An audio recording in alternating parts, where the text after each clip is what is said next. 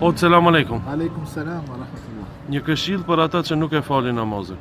Sot është dita e xumës dhe problemi i ditën me namazit në ditën e xumës, pejgamberi alayhis salam ka thënë se ai njeriu i cili lahet, pastaj shkon herët në xhami, afrohet pranë minberit dhe dëgjon hutbën që e mban hoxha.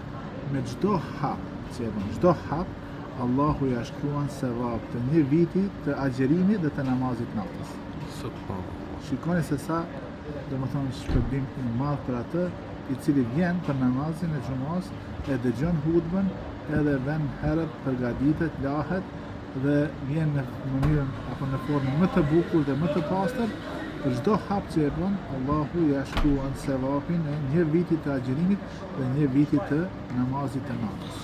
Subhanallahu. Hadithin e transmeton Tirmidhi. Dhe është hadithi hasan, i mirë. Subhanallahu, domethënë sa e lehtë është feja, veç atë do, se shpërblime ka me tonelata. Domethënë nëse ti e vendos në ufar, për çdo namaz që e bën, forma të ndryshme dhe në gjendje të ndryshme, Allahu xhaleshan ta shumë fishan dhe ta shton se.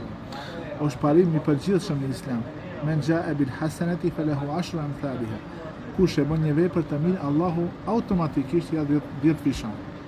Po një vepër të mirë jep 10 sevape në një herë. Pastaj ka mundësi të rriten ato sevape ila edafin këtire në shumë fish të shtohen sevapet e njerit. E këtë sevape pas vdekjes do të na ndihmojnë apo jo hoç? Si, të sevapet janë, si më thonë, kapitali kryesor për ditën e gjykimit.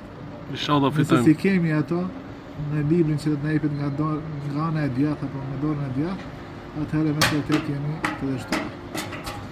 Allah i na bëftë të tillë. Amin. Selam aleikum. Aleikum selam.